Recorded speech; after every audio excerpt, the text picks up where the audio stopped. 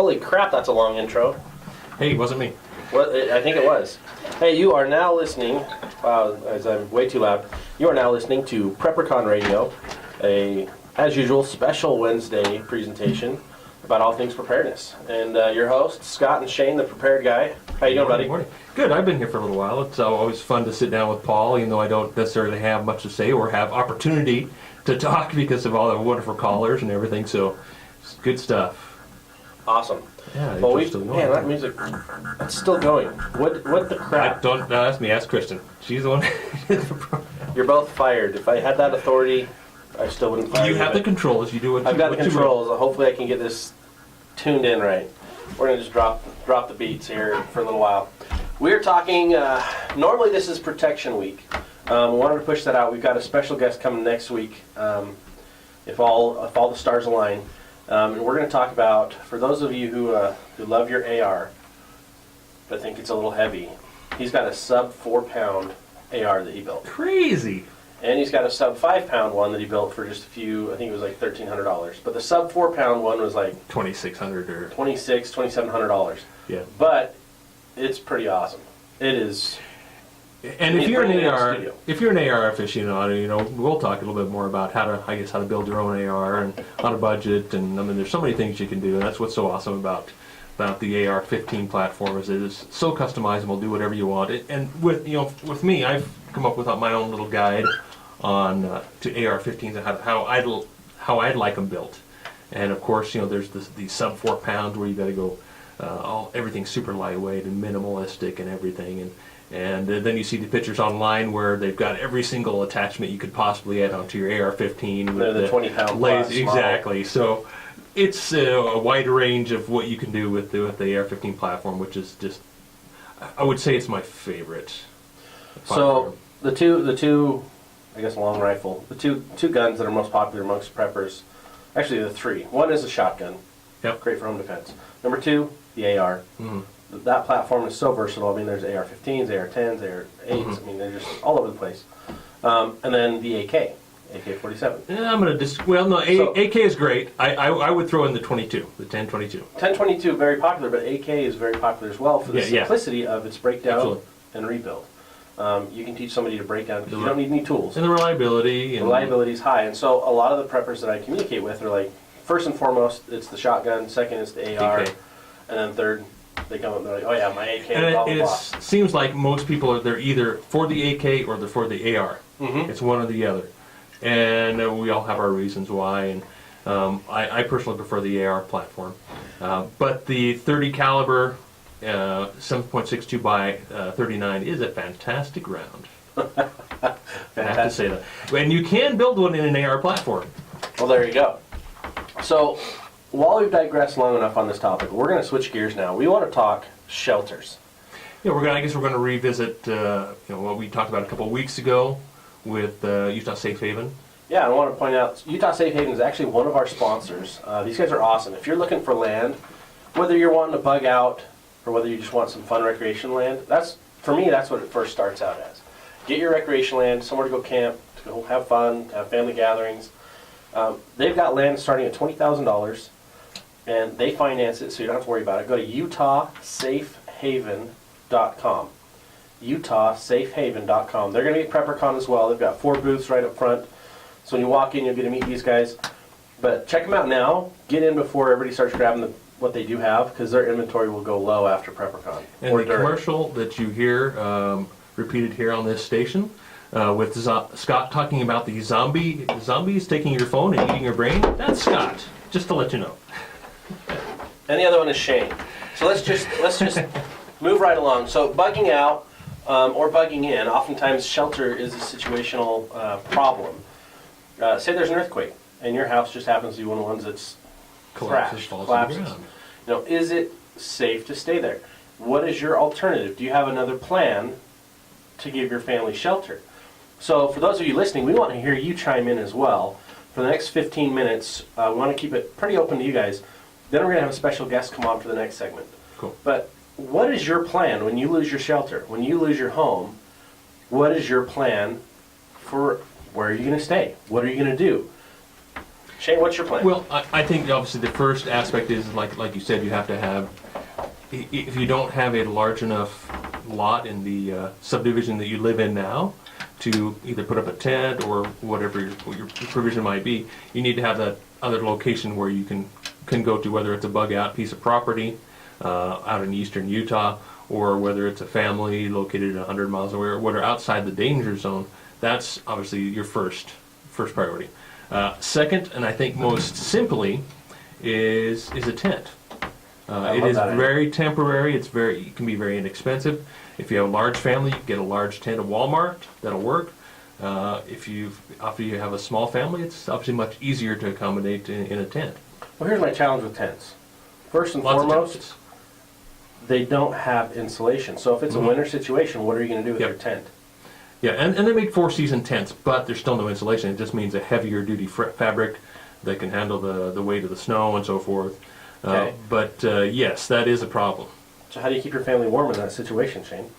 Well, it comes down to that point to sleeping bags and having the right clothing. Like Fortress, you hear that commercial being played on the station quite a bit. Also going to be at PrepperCon.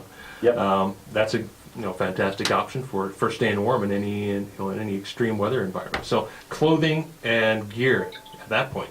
Absolutely. If you have a tent. We just purchased those military sleeping bags. So there's a bivy bag, and then there's 2 bags inside of it. It's their sleep system. It's a sleep system, yeah. Right. And it's awesome because we can go sub 50 degrees. I think they're good up to -70, and I'm like, holy crap! I hope I never have to use it in that situation. Cool. But we were playing around with them the other night, and I got in. Well, it wasn't the other night. It was like 2 months ago when we first got them. I got in and I zipped all 3 up on me, and I'm like, oh, this is really hot. Yeah. But the cool thing is during any kind of weather, that'll work. You just rearrange your system. Exactly, and that's why a sleep system is so I guess so handy from the summer, where you could sleep in 60 degrees, where all you need is a light blanket or something very thin, to where you're in the negatives below zero, where you could use that -70. Well, you'd probably still sweat in there anyway. But I did just get a text. Bug out to the church. Bug out to your local church, right? if it's still standing. Absolutely. They're one of the most stable buildings, and it's schools and churches are your emergency locations, right? Mm-hmm. That's where you want to go to check in. That's where if the Red Cross or if FEMA ever make it out to the area, that's where they're going to be having everybody check in and make sure you're okay. What I love is for those of you who are LDS, you'll probably hear about this, but there's block coordinators. Yep. In a lot of these wards, they have block coordinators. I met ours just the other day. He knocked on the door. He's like, "Hey, I want to introduce myself. I'm your block coordinator." And I'm like, "What?" And I'm LDS, and so I'm like, I'm new to this block coordinator thing because when I lived out of the state, nobody ever talked about it. I live in Bountiful now. The block coordinator knocks on the door. He's like, "Hey, so if something happens, I'm going to come check on you, or if you can come check on me first. Whoever can check on who first, that's great because I've got all these families I've got to see." He's got 5 families in his group. And it's just it's neat because now it's like, okay, here's a need, fill a need. Something happens, let's go make sure everyone's taken care of. And that's what I love about prepping is it starts with family but ends in community. Yeah, Orem City did a practice a few months ago out in our neck of the woods, and it was really cool to see how everything came together. And of course, it was just obviously a mock practice, but to find out the weak links in the system and where we can improve. So it was very cool. Was that through CERT? Yes, it was CERT. Yeah, get involved. CERT is the Community Emergency Response Team. So get involved if you can. They've got training classes that get you ready. But they also talk about sheltering, what kinds of systems to use. Oftentimes, what we think might happen, we're always thinking about the extremes. But the reality is your home is going to be most likely your safe place to stay unless there's structural damage to that home. If the power's out, if utilities are out, it's the middle of the winter, one of the things you can do to make sure your family's warmer is bring them all into one room. And even better, set up a tent in that room. Inside the room. And get everybody sleeping in that or hanging out in that, because that's going to hold in your heat a little bit better. Yeah, and that's a technique we use when caving in cold, wet, deep caves, is to set up a tent inside the cave to conserve your heat. Absolutely. So let's keep talking shelters. Yeah. Say you're in a car accident, a long, windy road, maybe just out in the woods. Car accident, you're looking around, you really don't have anything. Your car's no longer viable to stay in overnight. What can you do for shelter? My quick short response is a tarp. I always keep a tarp of some kind in my vehicle, so that if I'm not able to use the vehicle as shelter, I can use that to at least wrap myself in it, wrap my family in it, put a cover over our heads, whether it be in extreme heat, the sun, to keep us in the shade, or keep the rain off us and Absolutely. keep yourself dry. Always keep fire starting kit and a tarp in your car. Always, always, always. Additionally, always keep water supply in your car and a water filter. If you've got those things and you've got a tin or a metal, a steel bowl or cup or even a small pot, and you can put it all in the pot, that's even better, because now if you're stuck out there, you've got something you can cook in, you can boil your water if you need to. You've got something to do to keep your family safe. Shelter is going to be one of your most important things, and it's one of your most forgotten when it comes to an emergency. Emergency rule of 3. First rule, you can survive 3 minutes approximately without air. Second rule, you can survive up to 3 hours without shelter, and that's in extreme conditions or inclement weather. More people die from hypothermia because they got hot and sweated and then it got cold real fast. Or they stepped through in a creek and forgot how cold it was and wet, and that got to them. Or they fall in the water. Or it's snowing and raining, they don't have shelter. At least you get a jacket or something. Yeah, have a great jacket. Have ponchos in your car. Carry those things with you so that you don't have to worry about it when the situation comes up. And then practice. And the thing is, with a car, you've got your trunk, you've got the back of your SUV, whatever it is. There's really no excuse for you not to always have at least minimal items with you. Even a tent. There's no excuse not to just throw a small tent in the back of your vehicle with all your other fire starters and you can throw stuff under the seats. I mean, there's so plenty many of different ways you can do it. Just get it no done. excuse. Get it done, ladies and gentlemen. The thing about shelter is oftentimes it's forgotten how easy it is. You can put up a tarp in 5 minutes. You want to look at which way the air is coming. Make sure that you've got that break so that the cold air is not on you. You also want to look at the steepness or the pitch of the ground that you're on. Make sure it's as flat as possible. And stay high enough so that if there is a flash flood or some other water issue during the night, that you're out of it. You're out of the way. Don't want to shelter in a creek or a low spot or something like that. Absolutely. And then if you have weird winds, you can also, if it's just a tarp, you can also just take some branches, get some smaller branches out of the bottom of a tree. Pine trees work great for this, and build a wall on the side of your tarp, your lean-to that you've just built. There's a lot of different options you can do to get your family taken care of and make sure you're safe in these situations. Another really popular option that people love to camp. And my question is, do most people that have an RV, a trailer, a camping trailer of some kind, do they consider that their bug out shelter? A lot of people do, actually. You know, I've talked to, my wife and I, we bought a trailer because my wife wanted it for our bug out situation. I didn't really like the idea, but I'm like, okay, let's try this. We tried it, and we learned really quickly that's not what we want. Okay. We want to be a little more agile. You can go more places without ours, it was huge. We could have gone more places without it than with it. And so, at the end of the day, you've got to find out what works for your family. Test things out. Some people love the RV, but then they have a backup system in the RV. They've got tents. They've got other options. Right. And I think the reason I do like a trailer of some kind, an enclosed trailer or an RV, is because, yes, you can keep your supplies in there, and we are coming to commercial break, but you can keep your supplies in there, and they're more resilient to an earthquake because they're on wheels. They're on suspension. So they're more likely to survive an earthquake than your home that's fixed to its foundation. Absolutely. We'll be right back after a short break and a message from our sponsors. You're listening to K-Talk Radio. This is the PrepperCon Radio Hour, and we'll be right back. Man, our music is just out of control. Love it. You're listening to K-Talk Radio. Shane and Scott, PrepperCon Radio Hour. We're talking shelters. This music cracks me up. We're talking shelters. We actually got a special guest we're about to bring on. Alma, are you there? Can you hear us okay? Yep, I'm here. All right. Ladies and gentlemen, this is our good friend Alma Tuck with Vital Domes. Vital Domes actually gave away one of their shelters last year at PrepperCon. They're coming back this year. We're giving another one away. And they've improved probably, about 100%. Like these, I just went and saw one this weekend with him. He was showing them off to me. It was amazing. So when I talk about these, I want to preface it with this idea. We think about Nepal. Think about the earthquakes that just happened. Most of the people are still living in tents, right? Structures are just destroyed. What is your option at that point? And that's what I want you to think about as we talk to Alma right here. Vital domes, I won't ruin it by giving the specs on how these things are, but just as a sneak preview, on Friday night, he took me and showed me these scouts up in Idaho that were doing a winter camp. And they had, I believe it was a 24-foot, is that right, Alma? Yep, 24-footer. 24-foot dome. And it was probably, about 30 degrees outside? Maybe colder than that. And inside, it was a piping like 85, 90 degrees. It was toasty. They had 18 scouts in there. They had a stove in there that was running. 18 scouts, 5 leaders, and there's still room for probably 4 or 5 people to lay down. Like, they're all sprawled out on their sleeping bags, and it was amazing. Didn't take much light to light the whole thing up. The way the furnace was set up, or the stove, it was a cylinder stove.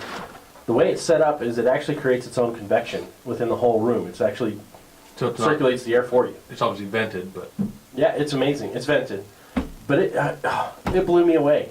What's the height on that 24-foot diameter dome? You're looking at 14 feet 2 inches. Okay. So it's got a tall vaulted ceiling. You know, most people think, hey, I got this big tall ceiling. I'm going to waste all this heat. It's not going to work.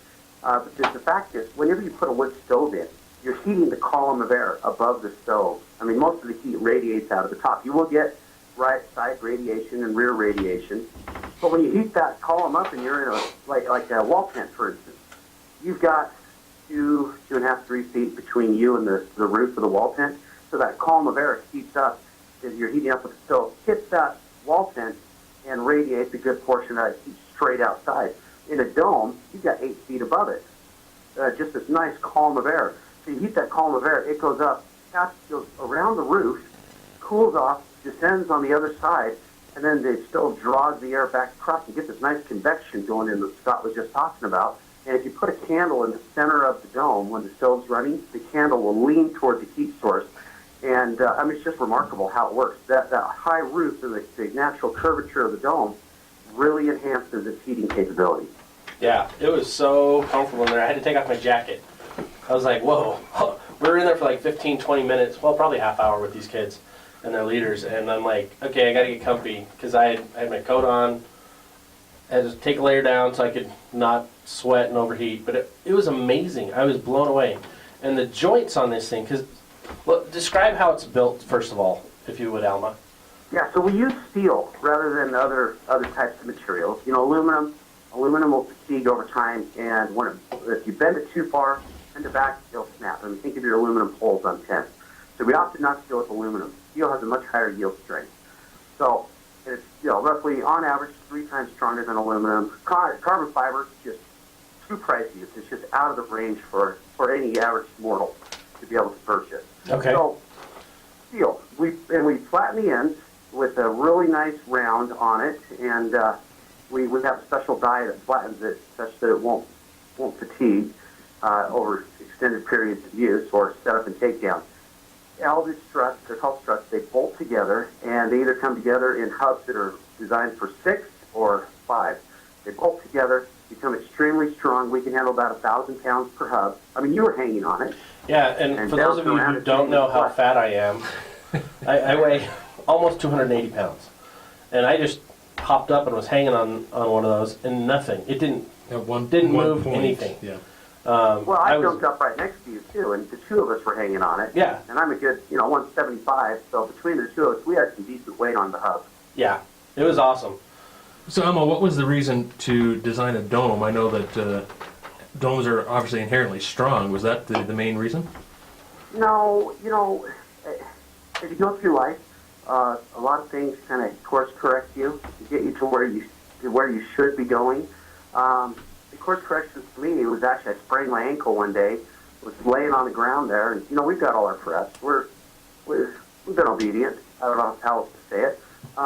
And so I was laying there, I was studying out tents, thinking, I've got this nice little nylon tent, thinking that would be enough. And as I studied it out and researched, I realized that's just not going to work. So I started looking at the Army tents and the heavier duty tents. And as I kept studying them, I came across a couple of things that were just gotcha. Just, won't handle a high wind.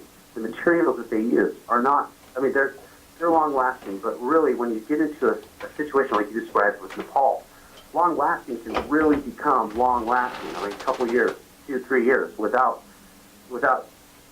too much effort. I mean, if we have a major catastrophe along the Wasatch Front, and you're talking hundreds of thousands of people homeless, I'm sorry, FEMA's not going to clean that up in 3 months. You're going to have a percentage of people, a large percentage, they're going to be in an extended survival situation. Needs extended shelter needs, or I can't even talk, have extended shelter needs. So, as I was studying this out, I started thinking, okay, well, we live in high altitude. We're going to have snowfall, so it's got to be strong. I don't want to get out there and try to clean off the top of it. We had 4 kids at the time. We now have 5. So I need to have space. I don't want cabin fever. I don't want to go nuts. I don't want a material that's going to degrade over time or is going to mildew.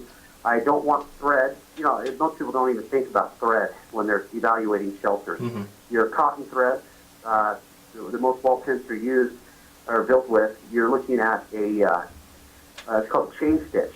So it's just like those bags. You pull one end and the whole thing comes undone. Right. So if you nick it in the center, you have a good chance of it coming apart on you. So I wanted lock stitching on it. I mean, I kind of went overboard on this. Then I started looking at it. They use a cotton poly thread. You're looking at it after 1 year, a cotton poly thread, even with the UV inhibitor on it, you're 40% strength of the original strength. Mm-hmm. 5 years in, your thread's going to come apart. Now, there are other threads with better UV inhibitors, but they all drop to about 40% after 5 years. So your fabric might last, but your thread's going to come apart. Mm-hmm. So I started looking at the PTFE threads, and then I had this big criteria.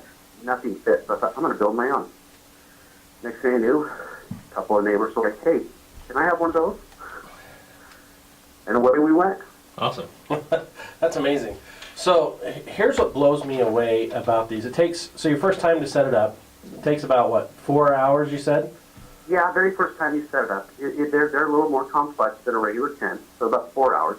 So you set it up, you get it all covered. It is, you don't feel the wind on the outside. The wind just molds right around it on the outside, just blows on by because of the shape.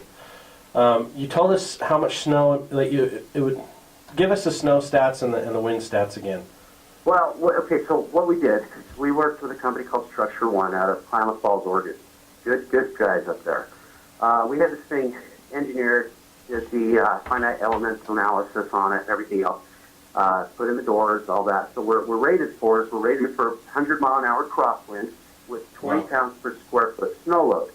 Now that equates to about 12,500 pounds of snow sitting on top of the structure. So roughly, what is that, 6 tons? So I could park a couple of my trucks up there. Yeah, we can handle, I think, 2 Ford F-250s up on top. We really can't balance them, but That's it's crazy. tough. But So now part of that strength, really quick, part of the strength is because it's a fitted cover. Okay. We're not pleating, we're not doing anything to where all you have to do is just put it on, attach it, and I mean it's completely snug and fitted. So the shell makes it more monolithic. Would that be a fair assumption? Yeah, that would be a very fair assumption. And anytime you start talking loads, if you have a frame underneath that's kind of rickety, it's not mounted solidly to the ground, you're going to decrease your ability to carry a load, either vertically or horizontally. Right. So we put in 45. It depends on where they start measuring when they put them in, but we do stainless steel grommets around the outside on a stake bit, and we have 44 to 45 tie downs on everything, and we send them out with 18-inch stakes. That's awesome. I mean, you can really anchor this thing to the ground. So it doesn't move. You can keep it where you want it. And then take down, I actually got to help you take one down. It took us less than an hour to take the whole thing down, fold it all up. I was blown away. It's still highly portable. The whole system weighed, about 500 pounds? Yeah, about 550. Okay. But it's broken down into little chunks. So you've got your different bags with poles, different bag with your stakes, and then the roof is, 3 sections? Well, so the roof is a single section. Then you have the body section that breaks into 2.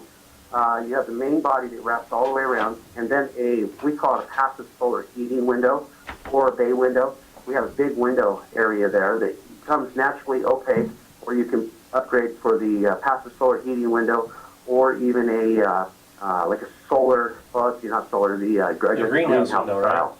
Yeah, that's So what we I use that love. for I the think that's so crystal cool. clear days. So you've got all these options. Walking in and out of it, like, man, it just blows me away. If you're listening and you've got your computer in front of you, go to their website. It's vitaldomes.com. Check out the pictures. You guys did a beautiful job laying out your website and just taking the images of these. I know you've been testing and testing and testing and testing with your tents. I shouldn't call them tents. They're domes. Dome structures. I mean, you've been out ice fishing with them. You've had so many scouts through them and just had them open to the public to test out. You know, what's the feedback that you get as far as when people are first presented with this option? Like, what are their thoughts? What are the feedback things you get? Well, the first thing is people can't fathom just how spacious they are inside. You know, most of the people that are buying them from us and that we talk to are, it's interesting, it's either families with a lot of kids or grandparents with a lot of kids and a lot of grandkids. And, you know, what they're doing is they're thinking ahead. They're saying, okay, my son and daughter, they might not yet see what's coming, or they don't have the financial means, even if they do see it, to get into something like this. And so they're buying these to try to prep for them, you know, prep for their whole family. And they're saying, okay, this is a structure that is spacious enough. When we attach vestibules, we put 3 vestibules that are 8 by 10. They're basically 8 by 10 standalone wall tents that mount directly to the dome, and you can pump this thing up to 695 square feet. I mean, it's you've got a New York apartment that's portable. Yeah, with 3 bedrooms. Bigger than a New York apartment. Yeah. And it costs less. I mean, you can buy it for 1 month's rent in New York. Yeah, That's about incredible. $3,500 for a 350 square foot apartment in Manhattan. That's exactly right. And So- we're running the sale this month, so we're under $3,000, so it's pretty good.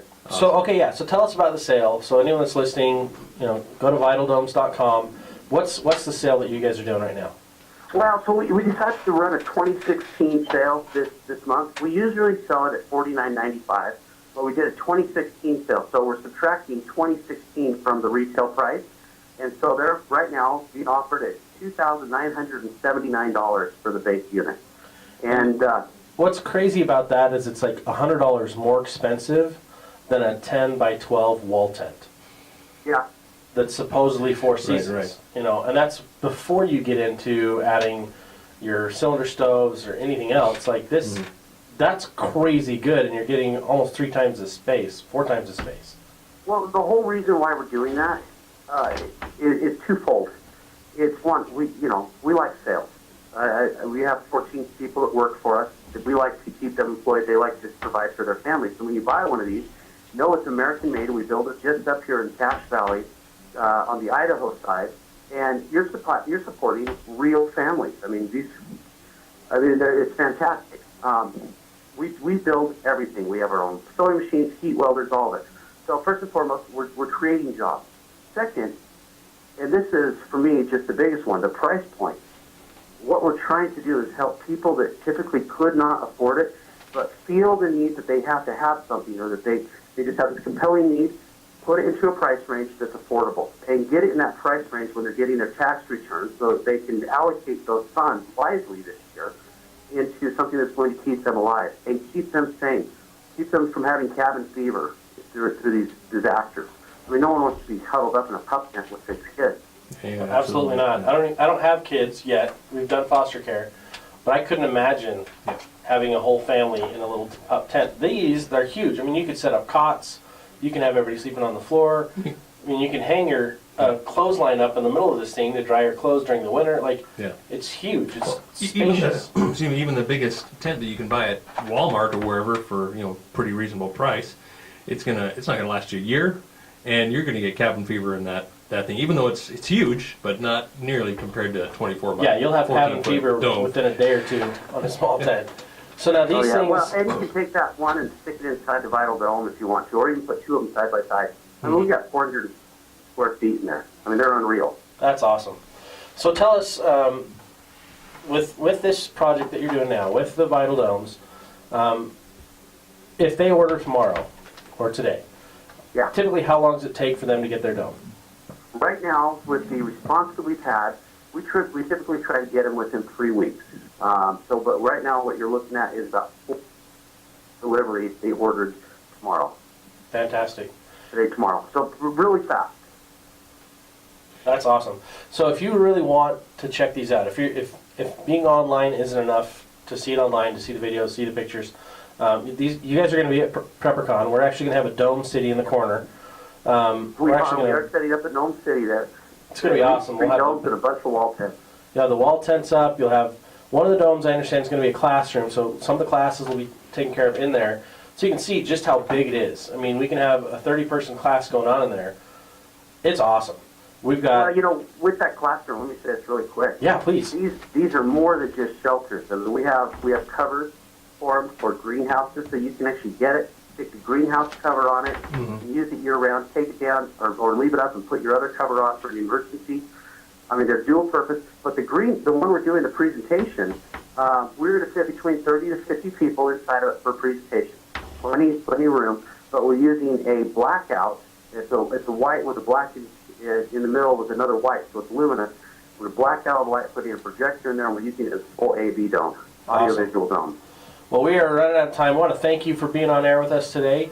Anyone wants to check it out, go to vitaldomes.com and check them out at PrepperCon. Thanks, Alma. Thanks, Scott. See you guys. Well, you're listening to PrepperCon Radio on K-Talk. We'll be right back after these short messages.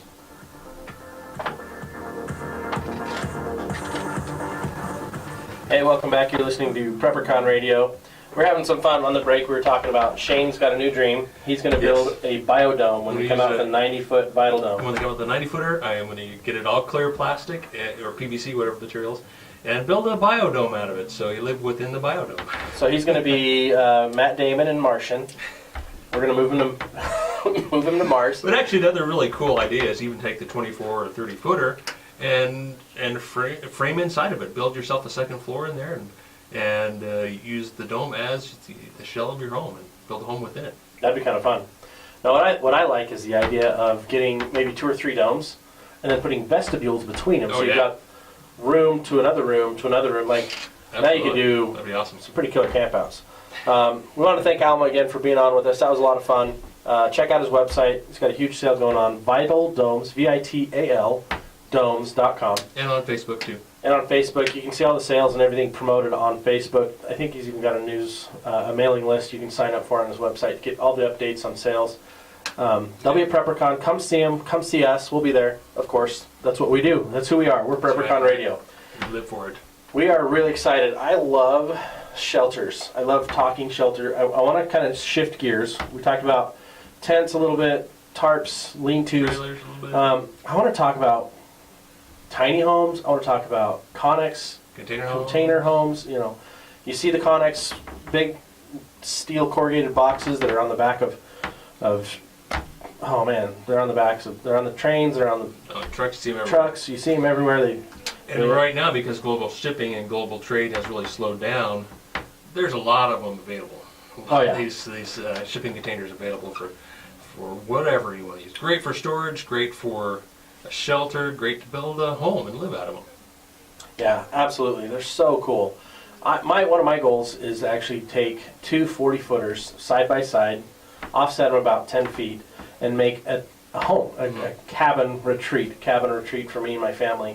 Yeah. I would love to live in them full time because you can frame in the interior, you can insulate them.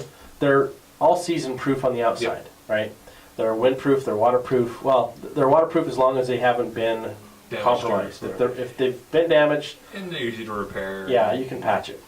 But I think you can paint them any color. I just think it's such a cool idea to reuse something, and you can get them for pretty cheap. I mean, there's places here in Utah you can buy them for starting around $2,000. You see retail around $2,000 to $3,400, somewhere around there.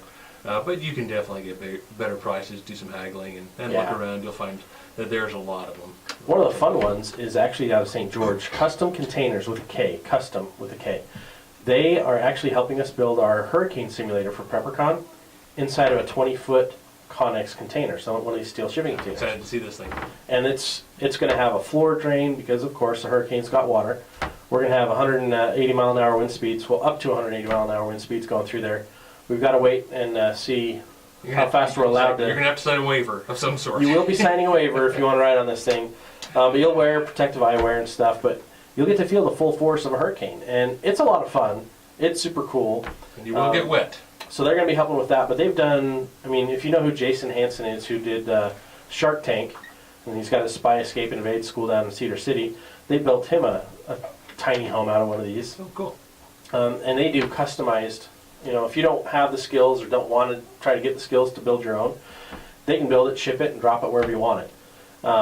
Shane here has all the skills. He can do it himself, which is how he and I actually met originally. Yep. This guy can build anything. He's got the skills to put together a container home. And I love that. I love the ability to do that. I could probably get about halfway through it myself, and then I'd have to call Shane and say, hey, Kate, come over. I'll pay you. Let's finish this thing Well, out. the thing with tiny homes, whatever you want to call them, mini homes, container homes, is that we need to change really how we live. We live in excess, to excess. We live in debt. And that's really my, I guess, motivation, is to build container homes that are affordable, that you can purchase without being in debt. Yeah. Without being in that slavery. And I know a lot of you understand exactly what that means. So we need to live within our means, and if that means living in a container, so be it for now. And same with the tiny homes, that's all the rage, and really the trend is living in with absolute minimal needs. Now, a true minimalist has, from what I've read, has up to 100 items that they'll own at any given time. Okay.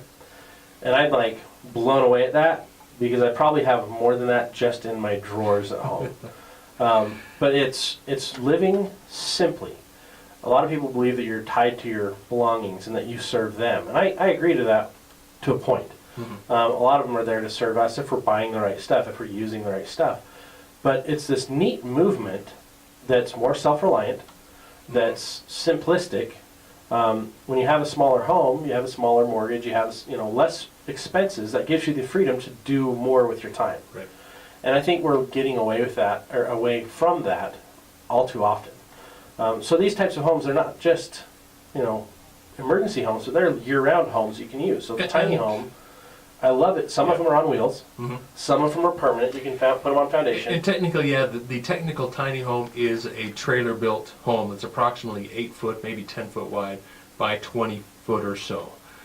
And it's built to look like a house, like a typical house, built out of typical framing, but meant to be mobile. That way you can get away with parking it pretty much anywhere. You don't need a building permit. You don't have, depends on, I'm going to put a caveat there, depends on where you are and where you take the thing, but that's the flexibility of a tiny home. You can live virtually wherever you want. And they're getting stricter with those building requirements, depending on where you're going. And so there are builders that are certified. Tiny home builders, which is... Who build it to code, use electrical codes, plumbing codes, and so forth, insulation, and that's the way you should build it to be safe, is do it right. Absolutely. But you can do these things yourself. You can build a container home yourself. You can build a tiny home yourself, even if you've never done it before. Absolutely. And it's fun. Doing something yourself gives you enhanced skills, but a huge sense of pride having accomplished something. Absolutely. So we highly recommend anytime you have an opportunity for a do-it-yourself project, in the world of preparedness or anything else, please go do it. If you're working on something and all of a sudden you feel like, hey, I need to go get some food storage, or hey, I need to go get better skilled at this, follow those feelings. They're the right feelings to be following. And I really believe in the Dave Ramsey theory, not to his extreme, to where you sell everything and live off only what you make and have zero debt. But there are so many things you can do to stay out of debt, kind of like Dave Ramsey, where buy your piece of property, figure out how to pay for that piece of property, and then just start to build your dwelling as you're able to. Go to KSL and find yourself an old beat-up trailer. Yep. Start there for $500, and there you got a temporary little dwelling that you can live in while you're building your container home or your mini home or whatever it might be. Absolutely.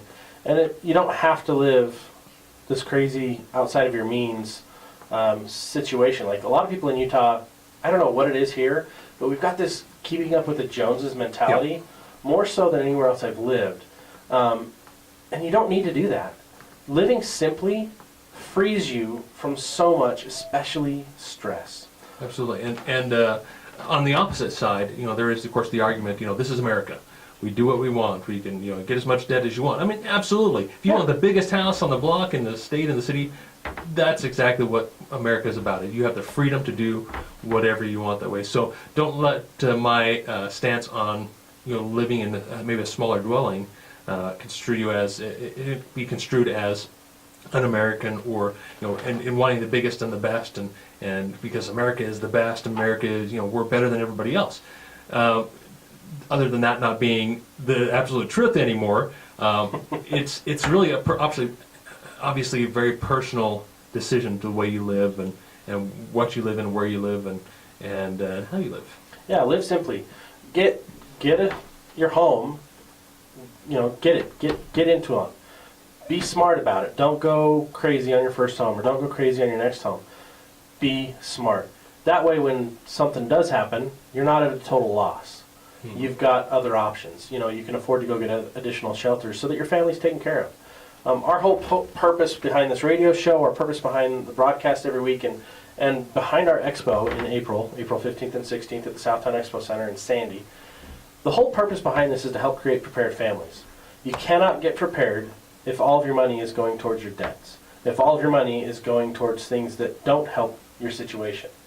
Take your tax return this year, pay off some of your debts, and get some of your food storage, get your water storage, get some shelter solutions. Come to PrepperCon and utilize those funds to get your family in a better situation. I promise you, if you do, you will have less stress in your life. You'll be more at peace by being prepared. Absolutely. I've been doing this since I was 13. 3 years ago, a little over 3 years ago, right after I married my wife, we just felt really strongly we need to get more food storage. And that nagging feeling sat with me for probably 4 months until finally I'm like, okay, I'm going to go do it. And I searched KSL, I found the best deals, I called all my friends that are in this industry, and I'm like, okay, where can I get this at the best price right now? I found all the sales. Take 20 minutes out of your day. Go find the deals to help your family get better prepared, because if you can save money while you're doing it, that's just additional peace of mind. Now we're coming up on the hour, we're running out of time. I want to thank you guys for listening. This has been a fun journey. We're going to continue on with this journey week after week after week. As long as we're able. As long as we're able and as long as we can, we are going to keep pushing, and we're going to keep helping people get prepared. Thank you for listening. I want to take a second, personally, and give a special shout out. 4 years ago today, the most incredible woman in the world. It's your anniversary? Said yes. Oh my goodness. To a question that I Happy anniversary, Scott. Thank you. Totally didn't know. Well, it's our engagement anniversary. Oh, okay. It's not it's important. It's life-changing and it's pivotal.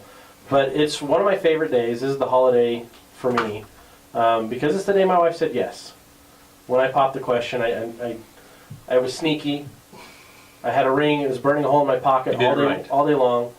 I took her to her favorite place, which is now one of my favorite places. I've always loved it, but we went to this little theme park run by a mouse. It's a great human trap. And I popped the question. She cried. She hit me. It was awesome. She said yes. And I am the happiest man because of it. And I just want to give her a special thank you. She is the reason I do everything I do. Preparedness is part of our responsibility for our families. She's my responsibility, and she makes my life better in every way. So thank you, Jessica. Awesome. Thank you, listeners, for putting up with my craziness. We love doing PrepperCon Radio. We're out of time. Join us next week. We're going to talk about protection, AR-15s, AK-47s, platforms, what you can do. Build your own. But it's going to be fun. So we'll be back. Stay tuned for the Liberty lineup. Good song. Good song. This is Ronan Harding. We all need a safe place to retreat to sometimes, whether you're planning to bug out for the apocalypse or want a quiet place to relax and get away to. UtahSafeHaven.com is your solution, founded by preppers for preppers. They have the best properties for sale